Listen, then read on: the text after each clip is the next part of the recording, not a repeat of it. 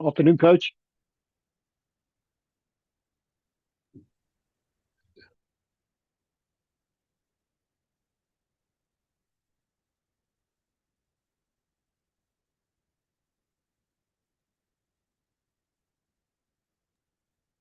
Hi, coach. Good afternoon. Good day, how are you? Yeah, good and you. I'm good. Sorry, they just tested 11 o'clock a fire alarm, so we just waited for that to go past. All right, coach. Uh, no need to be alarmed, I hope. Uh, we're all good, eh? All right, and yeah, welcome to the media. If I can ask people, unless you're asking questions, please stay on mute. Coach, if you'd like to start by announcing the squad for tomorrow's Vodacom URC semi-final against Glasgow, we'll take questions thereafter. Thank you. Okay, thank you.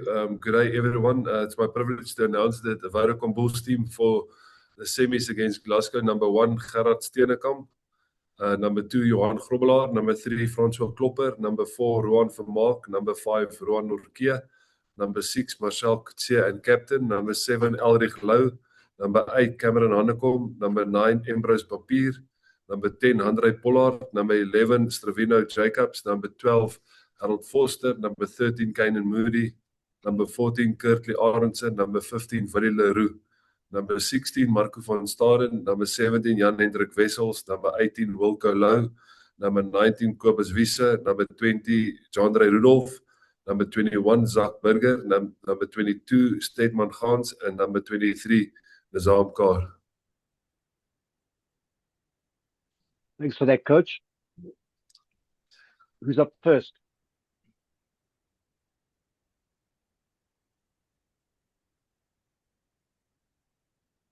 Any questions? Jan de Koning. Good afternoon. Go for it, Jan. Thanks, Clinton. Dankie, Johan. Johan, if we can start, obviously at this stage of the season, and given the talent in all of the teams, all 4 semi-finals, but particularly in your team, this is much like a test team or test match is going to be in the semi-finals. Yeah, hello, Jan. No, I think you're right. I think the intensity of all 4 teams and the 2 semis will be at close to test match level. If you just look at the probably the teams that will play this weekend, and yeah, I mean, obviously we can't set the scene better. You know, the fact that we play at a test stadium as well, so that's a nice challenge and a great privilege to play at an iconic stadium. So yeah, so we're really looking forward to this whole weekend.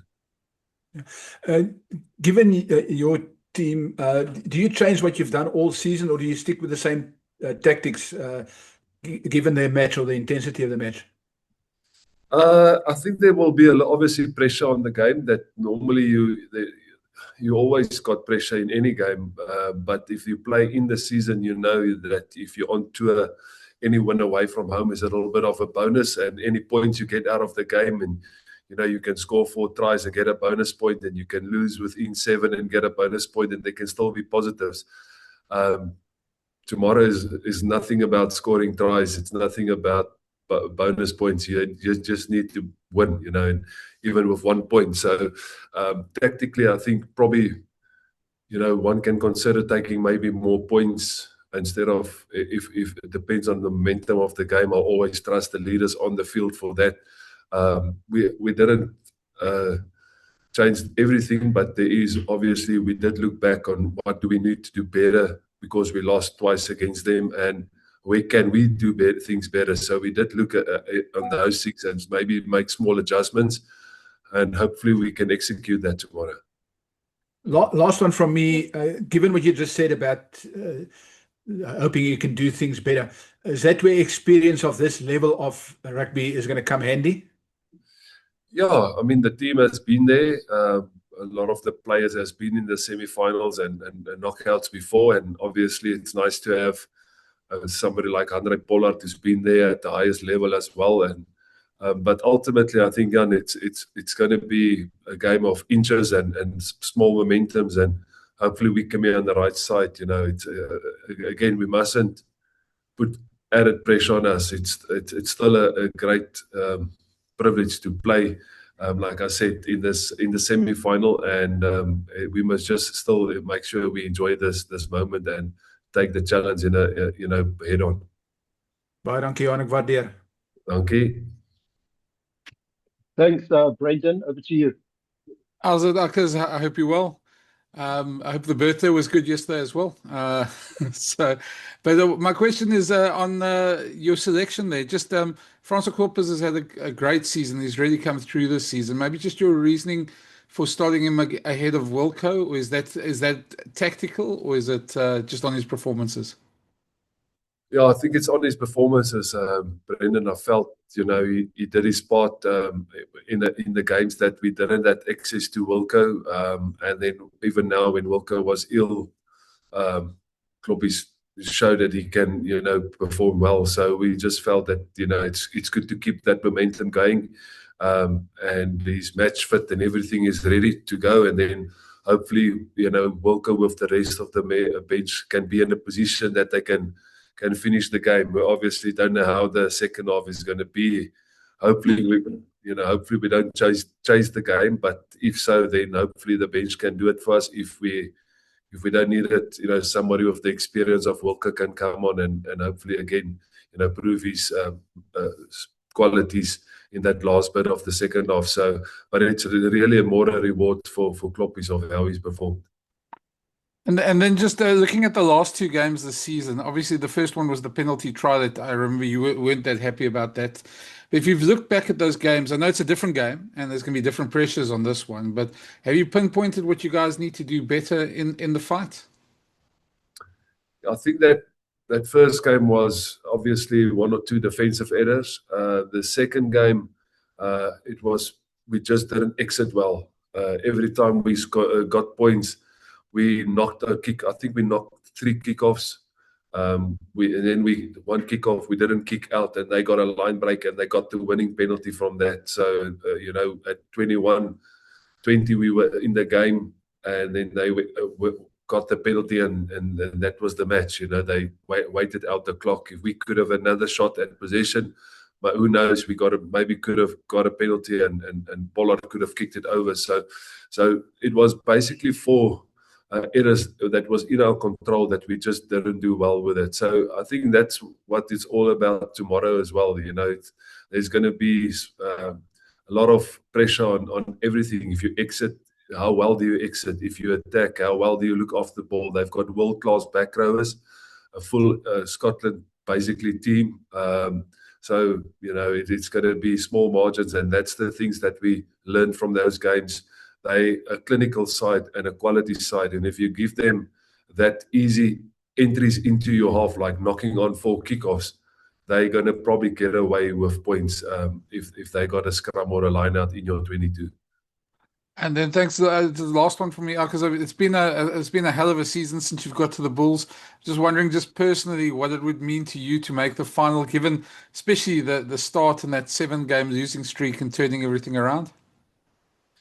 Yeah, personally, it will be a great satisfaction, obviously, but it's not about me, Brendan. I really hope that the players can do it and get another shot at it. But ultimately, I'm very proud of everybody involved with the team, behind the scenes, the medical staff, the other coaches, everybody that's involved with the Vodacom Bulls, because they kept encouraging one, and they kept faith in one, and the players kept working hard regardless of when we went in that 7-game loss. And like I said, in that, I think I was asked in that, call it desert period, how do I see it? And I said, I'm a man of faith. I believe in Jesus Christ, and I said that everything will work out for the good. And I can just say thank to him.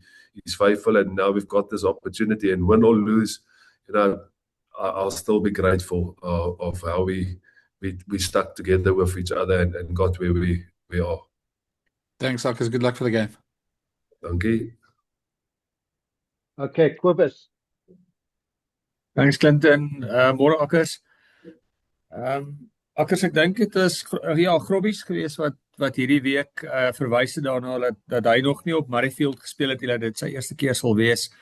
Is die stadion in daardie opsig vir julle so 'n bietjie van 'n onbekende faktor? Hallo Kobus. Ja, ek dink so, jy weet, ek self het nog nooit daar gespeel nie. Ek het nog net 'n toets daar gekyk. Ons het in die kleedkamers van Murrayfield aangetrek toe ons Edinburgh kom speel het. So ons het ons het die stadion so vinnig gekyk en 'n paar ouens het so 'n bietjie vinnig in die stadion ingeloop. So ek weet nie presies hoeveel ouens het op die veld gespeel nie, maar dit vir my, jy weet, as ek terugdink toe ek voorheen gehad het om te speel en 'n ou kom vir die eerste keer en jy speel Engeland op Twickenham of Ierland, daar's 'n opgewondenheid, jy weet, dit bring energie. En ek dink ons is meer, ons het oor die hele seisoen gepraat van kom ons beheer wat ons kan beheer en op die ou van die dag, dit is 'n oppervlakte presies soos loftes. So dit gaan nie vir ons vreemd wees nie en op die ou van die dag tussen daai 4 lyne moet ons net doen wat ons voorberei het en so goed as moontlik dit doen. So ek dink dit gaan 'n groot faktor wees, want jy kry nie eintlik 'n ek wil amper sê as 'n moeiliker stadium te speel as Scotstoun waar hulle eintlik speel nie. So dit is 'n moeilike plek om te gaan speel. So ek dink in daai opsig is ons geheel gemaklik om by Murrayfield te speel. En net laastens, Emrys Papier is aangewys as die Suid-Afrikaanse JRC-speler van die seisoen. Seker baie bly wees vir hom dat hy daai eer gekry het, daai toekenning gekry het. Ja, nee, ek dink as ons terugkyk na die seisoen, jy weet, elke seisoen is daar altyd 'n speler of 2, 3 spelers wat uitstaan en wat ek amper sê wat die span bietjie daai X gee, daai vonk gee en hierdie jaar voel ek weet was Emrys 'n groot deel van dit. So ek is baie dankbaar en baie geluk aan hom, jy weet, en baie bly dat hy die erkenning gekry het as Vodacom JRC speler van die jaar by ons, maar die groot ding is jy weet hy het die harde werke gesit. Hy het ons het hom net aangemoedig en hy het die harde werk ingesit en hy bly glo hy aan sy performance en en die span om hom het altyd hom ondersteun. So ek dink dit is net 'n baie goeie ding dat hy daai erkenning gekry het. So ons is dankbaar. Thanks Akker, sterkte vir môre. Dankie julle. Hi, Annemie, you've been patient. Thank you, Clinton. Hallo, Johan. Hallo Annemie. Gaan goed daai kant. Groppies reaches a significant milestone this weekend. And with the news now that Malcolm is injured and he might be able to grab that Springbok number 2 jersey, just looking back at his career and what has he meant to the Bulls over the years? Yeah, I mean, obviously it's a privilege to work with Grobbies. It's my first year, but I've always admired the way he played, the effort and the commitment that he shows on the field. And it was evident when I started work with him that he has a guy that, don't speak a lot, but he just puts his heart and soul out for the jersey and for his teammates and for the on the field. And I was so glad for him when he got the recognition to go on at the end of year tour last year. And he got those opportunities and he played so well that I think he obviously now I think it will be difficult to keep him out of the squad, just the way of his performance and so on. So and then for the Vodacom Bulls, since I've been here, like I said, he's so consistent, and that's what's making him so nice to work with. And I'm not talking about just performance on the field, as I'm talking about off the field as who he is as a person, humble guy, and then in training. You hardly get a bad training from him. He's always working so hard. And so it's a great milestone and so pleased for him. But he's the first one that will say, at the end of the day, the semi-final game is the most important. But it's a great milestone for him, and hopefully we can celebrate that afterwards. And then just looking at Willie's experience that he brings to a game like this, obviously that was significant in your team choosing. Did you maybe want to consider someone like Cheswell who's back and who's that kind of guy that creates a bit of magic out of nothing, adding the speed to your back line? Yeah, I mean, there's always players that can be unlucky not to be selected. It was really tough to pick a 23. Obviously, it would have been even harder if somebody like Sebastian and David and those guys were available. But the fact that Cheswell has had so great season as a young 19-year-old and just jumped to every opportunity was tough. But Stravina and Kirtley has played really well last week, and we felt we obviously need that experience. This is a kind of game that will probably be a little bit more tight, and hopefully, our selection will be validated. But that's the challenge with coaching. It's always nice afterwards if things didn't work out to say, but I should have or could have or do that. But you have to, unfortunately, in the week, put a team together that you hopefully believe that can win, but also how the game will go in the second half and where's the areas that will be really tested and so on. So we feel we got a 23 that hopefully can match and perform against Glasgow. Dankie Johan en sterkte. Dankie Annemie. Thanks, Percy. Take the gap. Clinton, thank you so much for the opportunity. Goeiedag sê, after Johan Ackerman. Johan, my colleagues het al reeds 'n mond vol vir jou gevra. Kan ek net vanuit vra?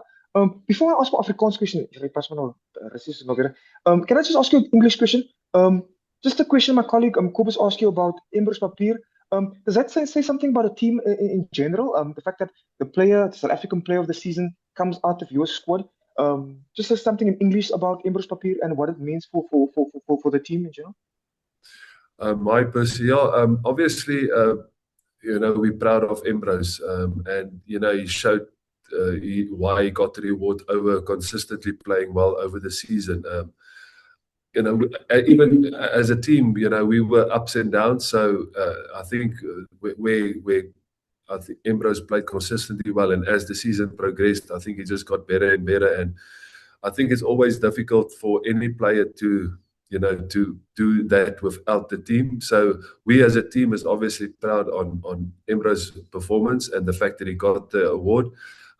But there's so many good players in South Africa, and I think it could have been anyone, but we're just proud that the recognition got to Embrose and that the players around him could have enjoyed it with him, and just he was for us personally this season, he was outstanding.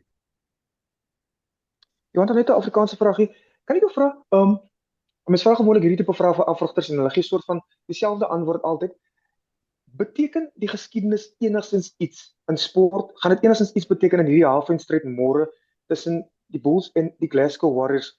Ideaal, in 'n ideale wêreld sou julle voor julle tuiskare wil gespeel het in Pretoria op Loftusversveld, maar julle moet dit nou gaan doen weg van die huis af in Edinburgh. Beteken die geskiedenis enigstens die uitslae wat tussen julle twee spanne in die verlede gebeur het, gaan dit enigstens iets beteken môre? Ek glo nie, Percival, ek glo nie dat 'n ou kan teruggaan na geskiedenis toe en gaan sien wie het gewen en wie het verloor, en jy kan gaan kyk hoekom het jy verloor en watse areas moet jy beter wees en goed, maar dan gaan alweer 5 of 10 wedstryde verby en dan het jy aan goed gewerk en hulle het aan goed gewerk en goed het verander en dalk het 'n strategie verander en jy weet 'n span kry dalk 1 of 2 beserings en dis nie ander spelers wat speel. So ons het nie te diep gedelf in die verlede nie. Hierdie is 'n uitspelwedstryd en daar's nie 'n bonuspunte of enigiets betrokke nie. Jy moet net wen. So hoe jy gaan wen is maar die span wat op die dag die drukkie beste gaan hanteer, want dit is 'n groot wedstryd en dit is 'n span vol kwaliteitspelers, Glasgow sowel as ons span, en ek dink dit gaan naby aan toetsvlak wees. So dit is hoekom ons hierdie wedstryde speel, jy weet, jy wil jouself teen die bestes meet, en Glasgow Warriors het gewys hulle is die beste deur nommer 1 te eindig bo aan die punteleer. So hulle is definitief die beste span in die kompetisie, maar ons moet hulle nou op hulle tuisveld, om het so te sê, kom wen, en dit is wat so lekker is van sport, jy weet, kyk maar nou weer met die Franse Ope, hoeveel gekeerde spelers het verloor, daar's niks is onmoontlik en ons sien uit na die uitdaging. Johan Ackerman, ek wens jou en jou span alle sterkte toe, meneer. Dankie Percival. Good to see you, Kanyiso. Please take your turn. Thank you very much, Clinton. Good morning on your side, Akers. Good afternoon from ours. Akers, you would have looked at this particular URC in its totality, and that there's always been a significant South African contribution. You look at the four semi-finalists, 3 South African head coaches, 1 South African assistant coach who is a former World Cup winner. What does that say about South African rugby and South African coaching in particular? Hi, Kanyiso. Yeah, I mean, obviously people will say it's healthy at the players front. If you look at our junior Springboks performances and, our sevens performances, and then our Springboks, we know, has been #1 for quite a long time now. So it's just a great honor that, South African teams is doing well in the URC and that there's so many South African coaches involved, like Cornel van Zyl, and there's a lot of other guys that's involved in this tournament, and then we've got the 4 coaches involved in the semi-finals, and Cash with the Lions that was in the playoffs. So yeah, I can't, one can just be grateful. I don't want to sound arrogant because there's so many good coaches in the world, and that's non-South African. I experienced that in Japan when I coached there against Todd Blackadder and Dave Rennie and all those guys. So there's quality coaches all over the world, but that's why it's just I think a good thing for South Africa that the teams are performing, and obviously that we as coaches get that experience to coach at this level. And then finally, from my side, because you've been to several semi-finals, finals, do you still not process per se, but how are you processing this particular game in light of that in semi-finals as the Lions coach you did well, but it's a different competition, a different stage, a different team? Yeah, every year is different. Even next season will be different. There's players leaving and players coming in. So it's always you seldom get. We were fortunate at the Lions maybe that we had a bit consistency those 2-3 years, but there was still 1 or 2 changes. The staff stayed the same, but the players changed. So I think every playoff, every semi-final is a different challenge. Because there's variables that change. Either teams change coaches, or there's a big change of players, and so on. So that's why it makes it difficult to always just dwell on the past. And every year teams try to change things tactically. The game goes a different direction. Almost the fence changes a bit. So you learn from the experience to play in the playoff games. You probably learn to handle it a little bit better, and to almost make peace that, for me personally, I think playoff games is on the day. You need your best players to fire on the day, not necessarily 15, but at least 5, 6, 7 of your experienced players to fire, and then on the day anything can happen. It can be 1 pass, 1 tackle, 1 kick, 1 penalty, and that's the reality. And I think the more you almost want to say involved with the playoffs, the more you learn that there's not much you can do other than prepare the team as well as you can, and then live by the result. Thank you very much. I'm happy on my side. All the best for tomorrow, Minia. Thank you very much. Anami, you're up for round number 2. Yes, thanks, Clinton. I just had one more, Johan. Franco said that they might have an edge because you have to travel. How valid is that statement? Anami, obviously travel is always challenging. We had to fly. I think it's well known that we had to fly on 4, 5, 6 different flights. That we couldn't get the players on one flight, so players flew out on different times and arrived in Scotland at different times. But once we got everybody together again, the plan was in place to freshen up the guys, to get them ready, and I think everybody is ready. So the original travel was a bit challenging, but we had enough time, in my view, to recover well. It's always nice to sleep in your own bed, being around your own people and from that point of view, but it does add different pressure as well. So I think sitting on a plane and traveling is always challenging, but the players has done it over and over, and we got good recovery protocols in place, and I'm sure the biggest challenge sometimes is just physically, like when we played Glasgow the last time. We had in that week we had a lot of stomach virus running in the team. So there's always risk on a plane for those things. But we're fortunate at this stage, by God's grace, everybody is healthy and looking forward to it. So I don't think we can blame the travel for the result. I think it's still in our control, and hopefully we can perform well. Thank you. Thank you.